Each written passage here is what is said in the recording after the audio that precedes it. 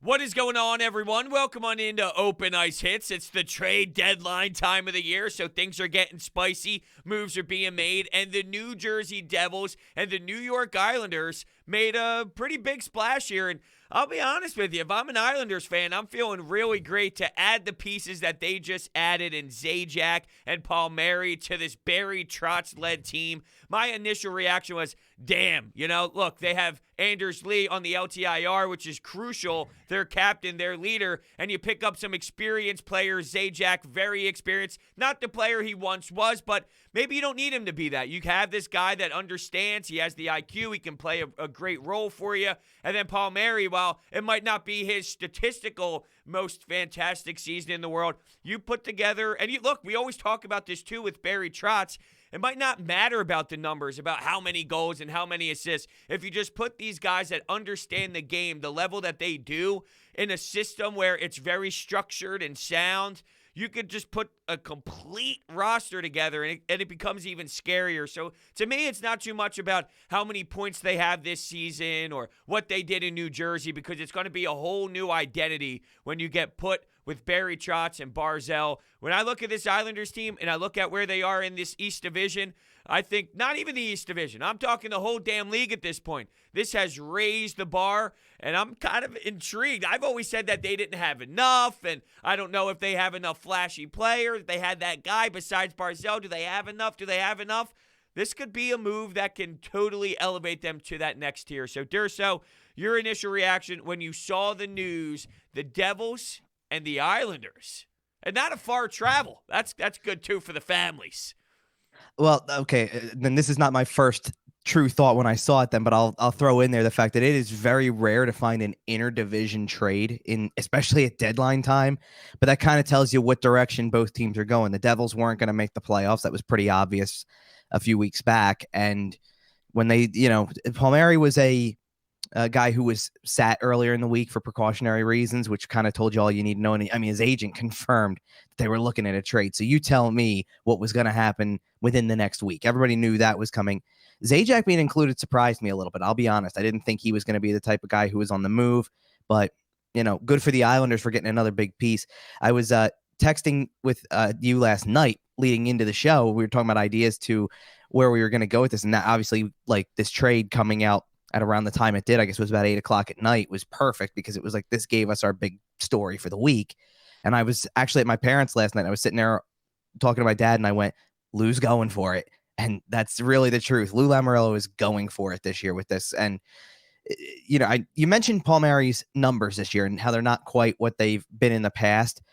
Put him on the power play now with Barzell setting him up, or, Brock Nelson or whatever, they'll start to go on their eyes really quick. He's that kind of guy. He sets up on that left side, left circle, opens up for the one-timer a lot. He'll be dangerous for sure. And it's going to be something to watch for sure, because now it's going to be whether or not the offense comes around for them too, because Palmieri can provide it. Zajac's a good two-way guy, so he'll fit the mold of Barry Trotz right away. I got a question for you. How come you were a little surprised about Zajac?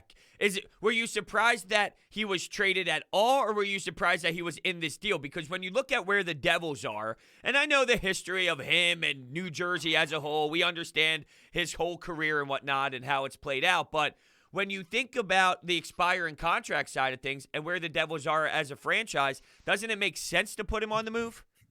Well, he had a no trade clause, which, is one part of it. But I was surprised he was traded at all, just because I didn't hear his name the way I heard Palmieri's name. Like, Palmieri, you knew, was a guy as an expiring contract. They were going to try to find a way to move him.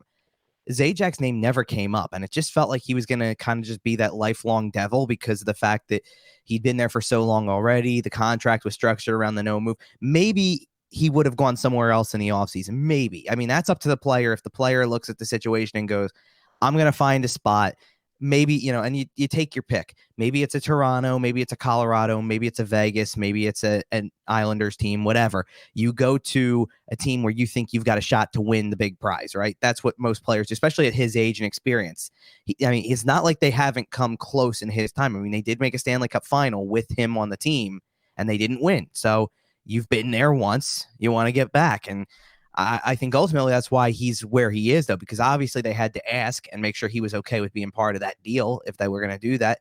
And very clearly he was, because you're right. It's not that much of a burden when it comes to the families with travel.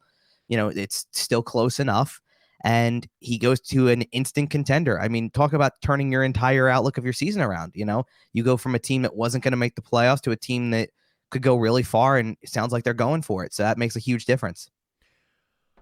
Do you think that this now puts them? Because when you look at the top teams in this NHL right now with Toronto, do you think that this now elevates even the Washington Capitals? I mean, I guess maybe instead of looking league-wide, when you look at the East Division, do you think that this now tops the league, or tops the division, I should say, not the league, tops the division in the East with the Washington Capitals, or do you still think the Caps are the stronger squad? I mean, you got to put them in that top category regardless, right? Whether it's 1, 2, or whatever, if they're 1 or they're 2, they're in the mix for the top of the East at this point?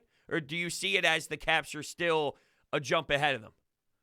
It'll depend a lot on what Washington decides to do over the next 3-4 days when the deadline hits, because they could certainly counter with a move of their own that makes us think the same thing. But I do think they're at the top. And the thing that I look at is, and I kind of mentioned this on 97.3 yesterday, was that the landscape of the trade deadline hasn't gotten to where it normally is, because usually you see a couple of trades that start to indicate where teams are going. You find these teams that start to stand out, that show they're going for it or not or whatever. And I mentioned how this year could present a unique opportunity for teams like that, because you're thinking about going for it in a totally different way. Your path to the Stanley Cup is not the same as it traditionally is, because you play that interdivision stuff for the first 2 rounds. The fact that they do that, like, I look at the rest of the division now, and I look at the 4 teams that are probably going to make the playoffs out of this. I mean, there's one team that I look at in the division that's not in the playoffs right now that I say, I wonder if they got on a run in the East that they could make the playoffs, so they could squeak in if one thing breaks the right way for each side for who they're chasing and for them themselves. And I'd say the Rangers are that team. Yeah, I was going to say the same thing. I really do think the Rangers, I'm very intrigued by that team. They're going to make it over the Bruins. I really do think that way. I don't know if they're going to make it over the Bruins. I think the Bruins probably still have it, but I only say that because it's the same situation. They're 5 points back with two games in hand for Boston. So that's what throws me off. It's as soon as you start looking at the fact that Boston had time off, didn't get to play, and the gap is still what it is. But that's the team. And I believe if I'm not mistaken, the Rangers play Boston really late in the season, like almost to close the season. Ooh. So the fact that you can and that's why I'm thinking it, because they're 5 points back now. Yes, you could technically equate that to a 9-point margin if Boston, who has the ball in their court with those 2 extra games, just goes out and wins, right? Like, that's the easy thing to do.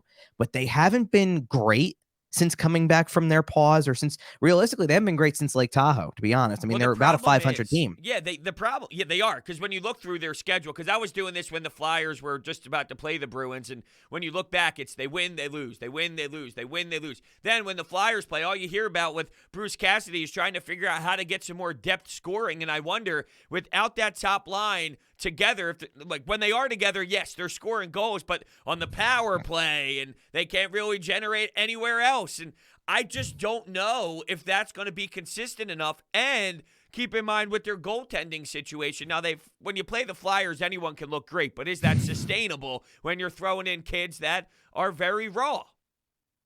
Well, for one, Tuukka Rask is skating, so they're probably getting closer to finding a solution for that. If Tuukka Rask comes back, I don't know if he's coming back on Thursday night when they play Washington, but maybe, but I don't know if it's by the weekend, early next week. It could be the perfect post-deadline acquisition for them in a way, like, when you get a guy back from the injured list and you've missed him for a little while.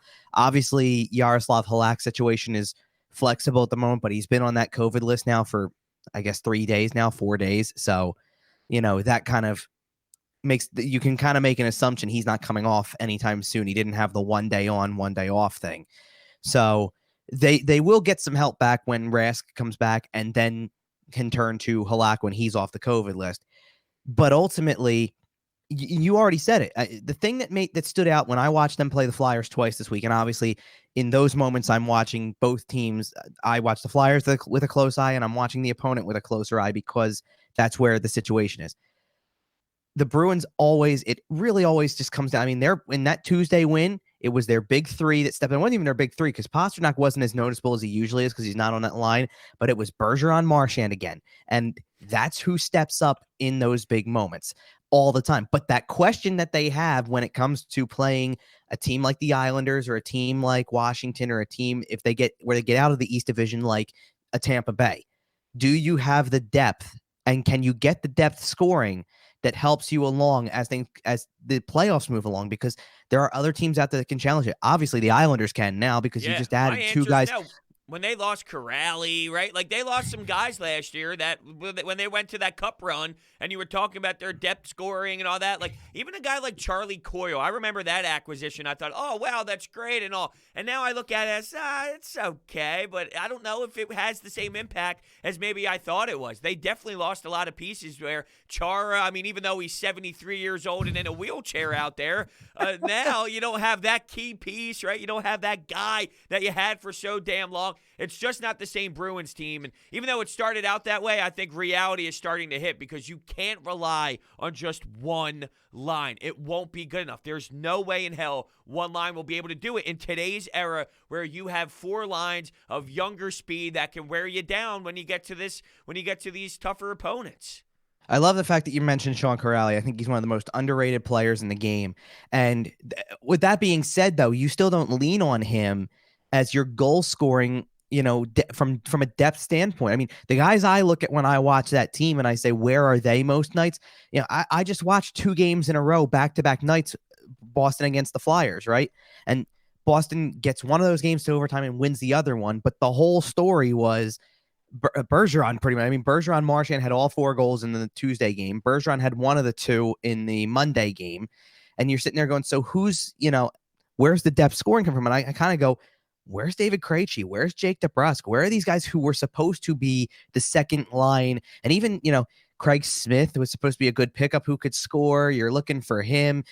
Nick Ritchie's had a good year, but a lot of it is power play based because, again, then you overload with Marchand, Bergeron, Pasternak, and then Nick Ritchie's the JVR of that power play who just stands in front of the net and gets the benefit of tipping some pucks home. You know what I mean? Like, that's what it is.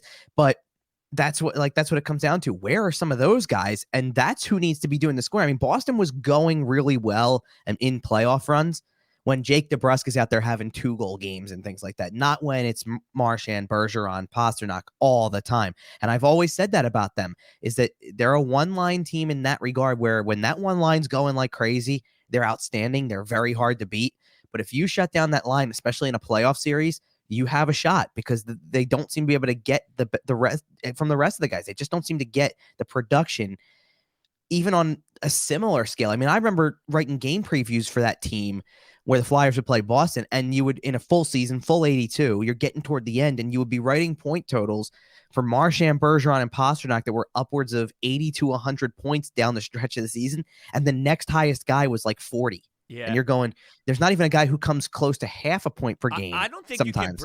I don't think you can break them up, though. That's the problem. You try to because you want to implement maybe your second line get going. And as you alluded to, Pasta looked not invisible, but his impact was not nearly as strong as it normally is. And while it worked, the problem is, sure, it worked against the Flyers, but anything can work against the Flyers at this point. When you're talking about playing good teams and all, I don't think you'll be able to get it done to the same level if you break them up.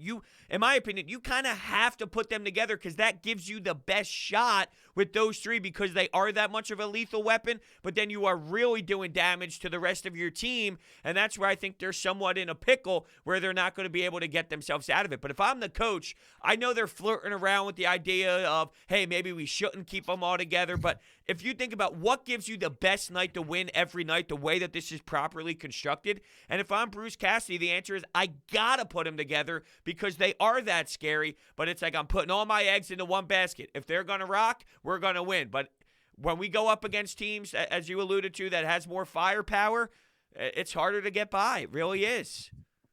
Well, and now you have to start asking yourself what your plan is for the deadline too, because at least they're in the driver's seat. When it comes to the final playoff spot right now, they're in control. They can make a move that maybe just puts them a little bit over the top in that regard too, and makes them the clear-cut number, at least number 4. I mean, it's not like they're out of the range of catching somebody like Pittsburgh either. They could move into 3rd by the end of the year. No, it's easy for them to do possibly. I mean, they get on a roll like they were at the start of the year. They'll start climbing up and they'll at least start to be in the conversation. I mean, if they got into 3rd place and played, let's say, Washington, that would be a great playoff series. They do have I the mean, leadership. I will say that. If there's oh one thing yeah, that I trust. Did you hear the broadcast, by the way? You were at the game, so you probably missed it. But Keith Jones had a chance to talk to the I'll be honest with you. Who was the fourth goalie to play for the Bruins? I don't even remember his name. Do you remember? Jeremy Swayman. Yeah, so he interviewed him after the game, and Right. because the Flyers had 25 shots on net in the second period and 3 or 4 in the It was third 4 period. technically. Yeah. I mean, So, yeah, go ahead. no, because I don't know. I don't know if they add like how many of those came like if one of them came after the empty netter. I wasn't paying that close attention to where the shot total was. I just remember getting I remember getting to about 8.5 minutes left and seeing it was 2. I saw 2, I saw 3, and I know and it I was, saw 4. So I don't know. and which I know one it was. Yeah, and I know it was alarming. And I mean, granted, I remember sitting there at that point because by that point Boston was in the lead. And I remember sitting there saying, well, Boston only has 4 in the period too. So it's not like there's a lot of shots to go around. It's not like they're getting dominated in shots, but it was still such a disparity from one period to the next. It didn't make a difference. It was still bad. Right. Oh, yeah, it's bad regardless. But the point of the interview was, I guess, Patrice Bergeron really sent a message in that second period. Now, to what level? I don't know. I'm not saying that he went in there and started flipping tables or whatnot. I don't see him being that kind of guy. But there was a message sent in that locker room from the second period to the third period, and you saw the shift in the way the Flyers played, and you have to credit Boston for doing that. So when I bring up the leadership, I mean, you just see it in that example. Not that we need that example to know what he brings to the table, but it just shows you how powerful it is. So if there is one reason to do feel optimistic about them finding a way or grinding it out some way, somehow, there is something to be said about the leadership core in that Boston locker room. And it was definitely on display in that Flyers game, and I'm sure that they can rally more times than that. That is for sure. Well, and not only that, but you got to start looking into the fact that, Bergeron's beyond 35 at this point. He's now past that point of his career, and yet he's still doing what he's doing. Marchand is over 30. He's still doing what he's doing. I mean, Marchand's going to be, if he's not already, I think he's going to be 33 this year. And it's like, where did that time go in a way? Like, it feels like the guy's been around forever. And yet, see, here's the thing. During the entire second period of that game on Tuesday, I'm watching him and I'm going, he looks like he's one of those players. Sometimes you go, he's interested in doing everything but playing hockey to an extent because he's trying to get under the skin of everybody. And then he delivers in the third period like that. And you go, do you care? Well, he just gave you the biggest goal. Pokes the bear like a moron. Who are you, Nolan Patrick, to start going after Brad Marchand? Like, who do you think you are? Well, I mean, but in the same sense, like Sean Couturier went after him too a little bit after he took Justin Braun into the net hard. I can respect that though, and I love like that's the part of the game I love is that there is some hatred to it. I mean, it was exactly what we thought was supposed to happen all year long. Was that you play a team one night, you play them again the next night, and you're feeling that kind of hate, and that anger towards them, and you're going at each other physically throughout the game. Like, that's what we thought we were supposed to get throughout it, and it's been tame. To me, when I see Nolan Patrick go after Brad Marchand, and then I see Sean Couturier do it, I do think that there's two different, like, it's almost like, Nolan Patrick, what are you doing? Like, who do you think you are? But when Sean Couturier does it, it's you have the background to kind of back that up. I do think it's different. It's like you are allowing the beast to wake up if you're Nolan Patrick. If you're Sean Couturier, you're entitled to doing that. So I do think it matters who's doing the poking. Sure. Well, and there was also a hit in the second, I believe it was the second period.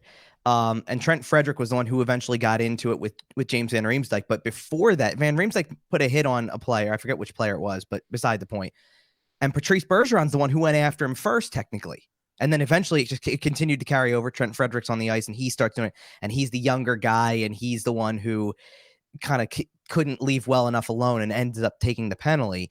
But Bergeron does it first. And for a while, it's all good. And I think there's an impact to Bergeron being the first guy who goes in. And even though it was a clean hit, goes in and goes, that's not okay. I mean, you can look, the same thing can be said for what Marchand did to Justin Braun that led to Couturier doing it. There's nothing wrong with the play. They're going to the net hard and he pushes a guy off and he goes into the net. It's not a penalty, but it's still going to create some, it's going to create some of that vibe to the game where you're starting to get a little pissed off at everybody. And that's what you need to see. I mean, that's playoff hockey.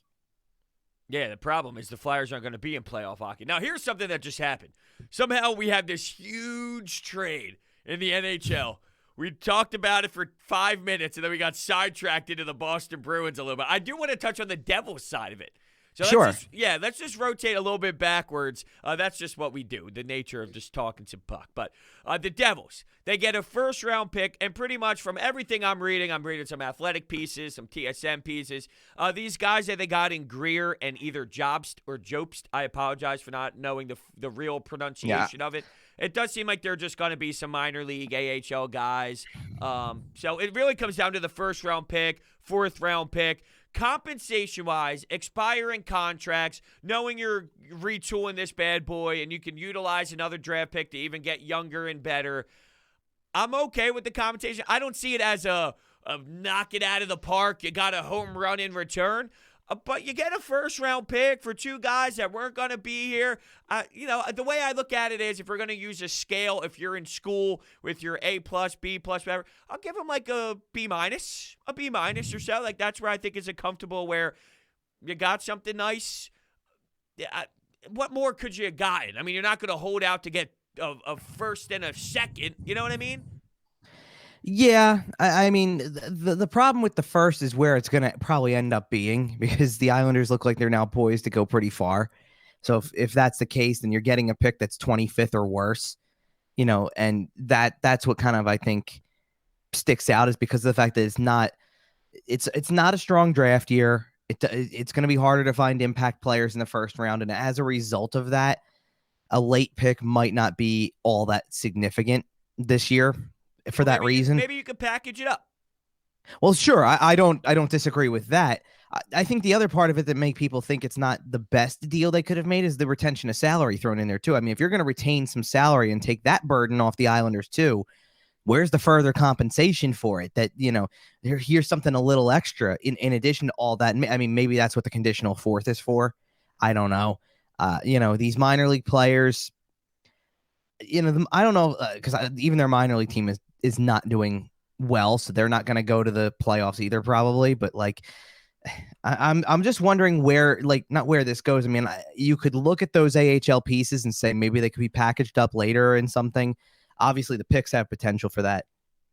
But I don't know. AJ Greer, he's the one that has a little bit of NHL experience. He's like your up and down kind of guy that, when you need – if I'm just putting it into like a Flyers perspective, when you call up like a Bunneman kind of thing where like, hey, he'll play a few games here and there, then he'll get back sent down, that kind of style. I think he has about 31 NHL games played, but for the most part, these guys are really not the important factor here, and they're probably going to be bounced around again, as you kind of alluded to. The salary or stuck in the minors. I mean, one way or the other. Yeah, they do seem to be some of those guys, but I guess I don't know. I mean, you're right. So it's going to be the back end of the first, but if you look at it from you were losing these guys anyway, and it is a weird season where people don't want to be taking on a lot of money, this and that. Is it more like a hey, look, we don't feel like flirting around and waiting around, and I don't know. Is that a product of would a good GM, like if you're an elite GM, would you have that mindset of, you know what, I don't want to be sitting around on this. Let's just get what we can get and we'll move on. Or would a more hands-on GM play that game and wait it out and be calling up teams? Hey, we got Palmieri. I know you want to make that playoff push. Would the savvier GM try and hold on for it and try and be a little more cute? Well, that's the challenge. And I think that New Jersey kind of saw where things are. I mean, it's the Thursday before the trade deadline, and this is the only move that we really have to talk about so far. It's a good point. Realistically, somebody had, and it just happened. Somebody had to be first. Somebody had to start the whole thing and get the dominoes falling here somewhere. I mean, this opens the door, and look, maybe Palmieri is part of this in a sense too, because when they sat down Palmieri, certainly things were starting to happen. But it's not like they sat him for a game and then he was traded immediately or the next day. It took a couple days. There was obviously something going on as the week progressed. And maybe that also had to do with some of the things with Zajac. Maybe they had to do that too. I don't know. I think that one of the things about them is about the trade in general is when things like this happen, when you get to a deadline where a lot of activity can happen, somebody's got to be first. And someone's got to be the one who's willing to take the step and say, you know what?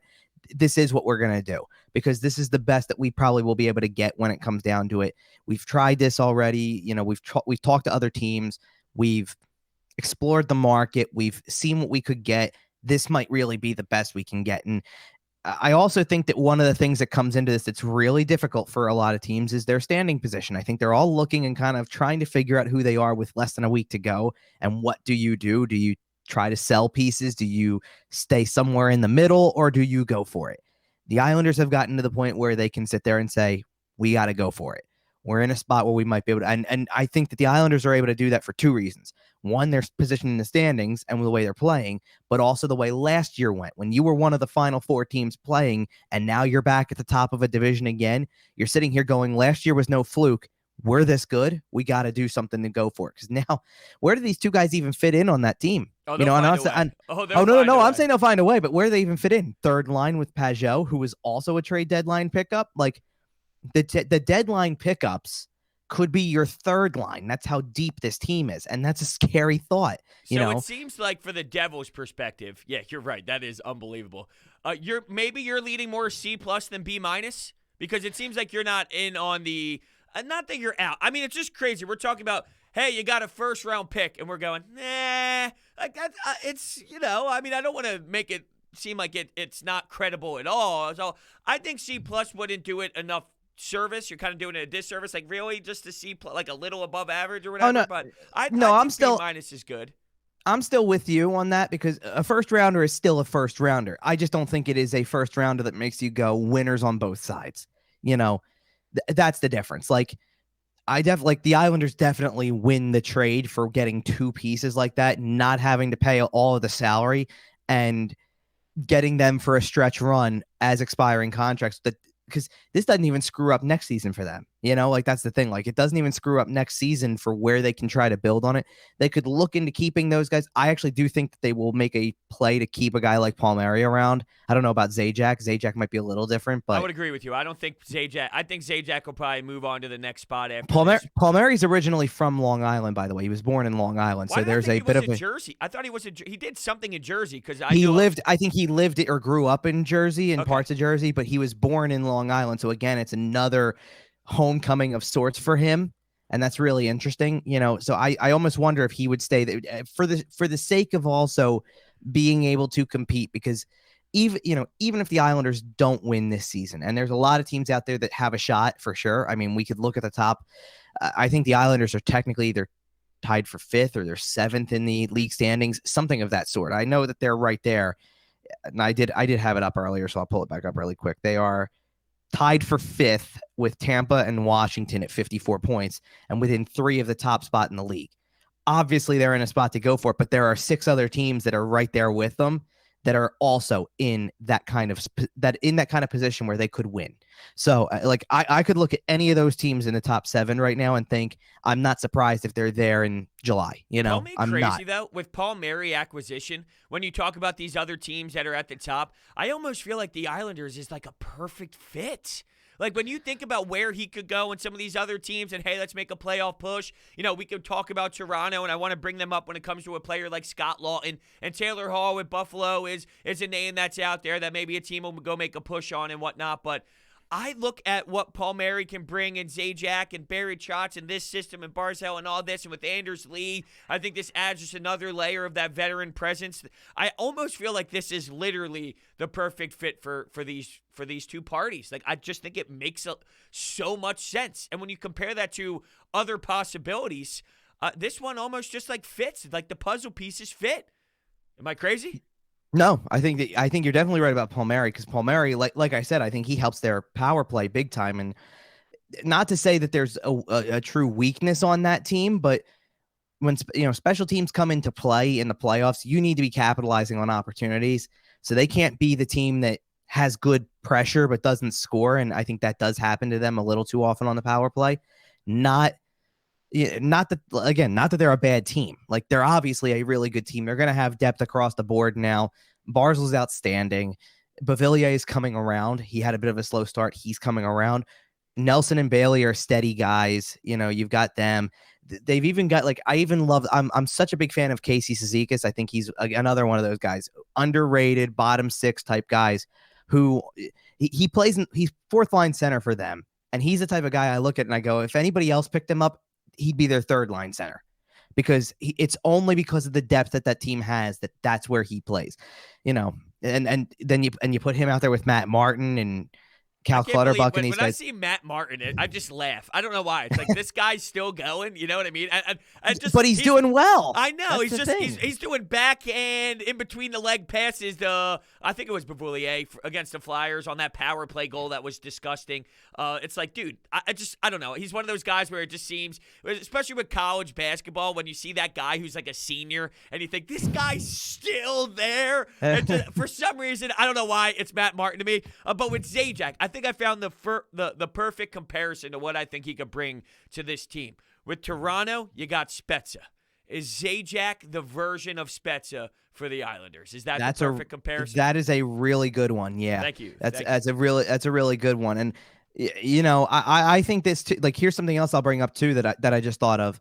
With guys like Palmieri and Zajac, but maybe Palmieri more specifically, and not to say that Zajac's not a good player, but he's not going to be, like I said, he's got the two-way ability. I think he fits the mold of the Barry Trotz system really well. Palmieri's going to be a guy who you can kind of put at the Ovechkin spot on a power play and say, let it rip, kind of. But here's the thing about that to me. One of the things I answer a lot when it comes to talking about the Flyers and things like this, because everybody wants them to go and get the line A type, right? Get the scorer, right? Get the pure scorer. And I always say that's a luxury. And I'm not trying to compare Palmieri to a line, well, maybe this year, because line A's numbers aren't that great either. But I'm not trying to compare. Tortorella's turning him into a grinder. I'm not trying to compare Palmieri to Ovechkin, right? Like, I'm not trying to sit there and say that that's what Palmieri is from a scoring standpoint, but he can score. But that's the guy you go and get when your team has no holes, and the Islanders do not have a hole right now. Their forward depth is outstanding. Defensively, their top pairing of Pelech and Pulock is outstanding. They play really well. And then you get the middles. I mean, Leddy's still giving you good stuff. Leddy looks like Wayne Gretzky when they play the orange and the black. I swear to God, this guy is all over the ice, coming into the zone with so much time and space, head up, ready to make the pass. I swear to God, the guy looks like Bobby Orr. Yeah, I hear you there. It's unbelievable. Yeah, I got nothing for you on that. Go ahead. I got something about the Devils that I want to throw at you, but go ahead. But back into that grouping, right? Like, so, because Mayfield's a guy I like watching too. I think he's really perfect for that middle six type thing right there. He's that middle pairing guy. And then Noah Dobson's the guy who's on the rise, who another fun one to watch. And when he gets his chance to be, I'll call it the Charlie McAvoy role, if you will, when that happens, he'll be really good. But right now he's learning a lot of stuff and playing in that third pairing role. And then go to their net, Varlamov in goal already as the veteran, but Sorokin's outstanding. He's going to be outstanding for years to come. Yeah. And so where do they have a hole? Where do they have an area to technically address? They don't. So you go out and you make a splash and you say, look at these two guys who we just added for the playoff push, expiring contract or not. You had a good team before that. And guess what? If you don't keep Palmieri or Zajac or only one of them after this season, Anders Lee's coming back as a healthy player. And that changes the game. So all of that, they are a solid team top to bottom, and they are exactly what, and I know that the knock is Barry Trotz's style is boring and it's defensive, and it means that there's not a lot of offense involved most nights. I don't care. That's what wins hockey games. They are a sound team from top to bottom. And I say that not just in the sense of one position. They've got the goaltending. They've got the defensive core. They've got the forward depth. They've got outstanding coaching. It is a team that everybody should be watching for, because I was still, it was funny. They struggled at the start of the year a little bit. They were kind of 500 for that first month through January. And everybody was out there. I saw a lot of people out there going, yep, see, last year was just some fluke thing. And I from the beginning of the year, I said, this team's good. They're going to be there. And I fully believed it then. And obviously you're seeing it now, because they are right at the top of that division, and it's a tough division. Yeah, I didn't think that they were a fluke last year. I thought maybe they got a little hot at the right time, which is any team that makes the playoffs in the NHL that go for a little bit of a run. It's just, hey, the LA Kings, Jonathan Quick, just got hot at the right time as the 8th seed. You see that all the time, but I knew that they were good and they were better than what they showed you early on. I'm one of those guys that's always questioned, though, what can they do without I keep saying without a star, but when you look at the Islanders, we know what Barzal is, and he is, quote, a star. No doubt some of these highlight goals that he has this season is Connor McDavid-ish. I mean, it really is to that level with some of his goals. But everyone does question, like, hey, do they have enough firepower? And this is a move that, in my opinion, elevates them even more to a, hey, now you're talking about legitimate conversation for sure. I do want to touch on something with the Devils, though. This is out of the box, kind of just thrown out there, a little random. But I used to love this guy, and I thought he was an awesome player. Like, I thoroughly enjoyed watching him play. And it has nothing to do with the rivalry because there really isn't a rivalry there anymore. It has nothing to do with the logo. I can't stand PK Subban anymore. How did I know? I used to love him. I loved him. The personality, everything about it. I loved his offensive game. Now I just think he's a loser. Like, I can't stand him out there.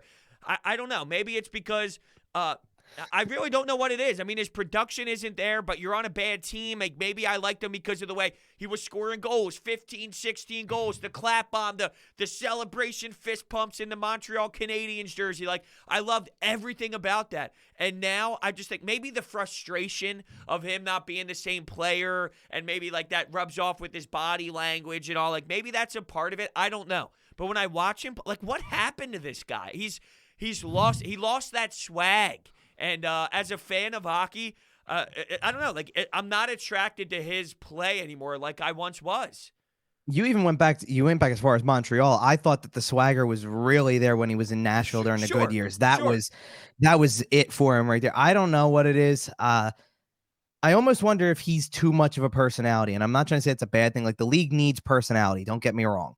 But off the ice too? Well, yeah, but I think what I mean by that is exactly what you're saying. Like, off the ice, I don't know if you caught this, like, during the playoffs last year, because they obviously didn't make the playoffs. So there were 23, 24 teams playing beyond, the whole return to the play and bubble hockey and all that type of stuff. And there were 7 that weren't, and the Devils were 1. So PK Subban was doing a podcast. And that's how he spent. Was it on NHL Network, if I remember correctly? No, it wasn't like that. It was a YouTube thing, but okay. Because nonetheless, he did some show that was on NHL Network where he had people come in, and he was almost like the host of the show. I could be wrong, but I'm pretty sure I saw that. Maybe they did start airing it on that. I don't remember seeing it on TV, but that might have been because he was doing this while there were hockey games on at all hours of the day, so I wasn't really paying attention to much else besides there's a game on from 12 to 12, right? Yeah, 12-hour span there. The best. But like, it's almost like he already knows that that's probably what he's going to do post playing career. I'll mention this for a couple of buddies of mine because I know we've talked about this before. We make this reference all the time. Have you seen the Don Cherry piano desk video? I don't think I have. Okay, it's a YouTube thing. Someone put it together where it's this video of Don Cherry on Hockey Night in Canada, and every time he pounds the desk with his hands, they put piano sounds behind it. It's hilarious. But that usually, if you find that, it links you to another video of PK Subban doing a Don Cherry impression on Hockey Night in Canada. And this is him behind the desk being the personality he is, and he will be a fit for that. I mean, we've made that comment about, like, we've talked about this before, Mike Babcock's doing studio work for NBC and stuff like do you not think for a second that when he's done playing, ESPN's calling and saying, what are you up to? Want to come do TV? I absolutely think that's going to happen. But yeah, like, I wonder what's going on the ice, but he's not the player that he used to be. Obviously, he is getting older. That's part of that equation as well. I just don't know if I don't want to say it's never worked because he has those moments. I mean, who was it? It was Mackenzie Blackwood who made the big save. It was a Boston game, actually, that he made a big save right toward the end. I mean, it was on the line, and his toe kicks it out. And there's a video. Something happened off of Subban, though. And there's a video of him in the locker room afterwards dancing around, being a goofball, and then pointing over because Blackwood's just standing there, like, cheesing it up, like, just like looking like I don't know how to react because this guy's just dancing like a weirdo around me. Whoa, hold on. That's what I had to do, though. That was my role That was my. Okay. I was the dancer Oh, no, in the locker room. But it made me laugh because that's what you want. Like, those videos need to be out there more often from teams, right? But Subban looks at the camera and then just points like this and goes, "That's my goalie," or whatever. Like, and it was funny. It was like, it cracks you up. And so he does still have the personality. He still has the love for the game, and he does still seem to enjoy playing it. It's just, I think you're right. The lack of success is what makes you wonder what happened. Like, it's a lack of success for him personally. Yeah, I was going to say, the team is what it is, but man, he's like turning the puck over. It's hard to be plus, but he was minus 25 last year, minus 12. Every year he's minus in New Jersey, except for what? Well, it's a product. 2? It's a product of the team. I know it is, but he's in that regard, the puck over big time. Oh wait, never mind. I'm sitting over here like, what? This is his plus minus. I'm on Zajac screen. Hold on a second. He was minus 21, minus 13. Like, these are his. He used to score 15 goals, 10 goals, 16 goals. Yeah, he's lucky to get like 5 now, right? He's got 3 right now. Right, so he's lucky to get about 5 anymore because, let's put it this way, how hard is it for him to score goals? He had an overtime winner that ended up being taken away because they did an offside challenge, I think, or something like that. So he had a goal in overtime, won a game. Everybody's going nuts, and it came back. So he really can't buy one sometimes. That's funny. That's got to be such a it's crazy because in my career I have like, the way it worked for me was I was good for 1 a year, and it's crazy because every year from my U16 all the way through college it would be 1 a year. And I don't know if I told this story before, but my last year I was playing college hockey, I scored in a preseason game. And I looked at, and my coach knows the story. Like, I was like, "Coach, I get 1 a year." Like, we always joke around about it. And I scored in preseason. I looked up at him. I go, "Fuck." And he started laughing. He was like, "Oh, Brodes, you wasted it. You wasted it. I didn't score the rest of the year. It's 1 a year." So when I scored in preseason, I was like, damn it! I knew it. I knew I wouldn't score again. I didn't score.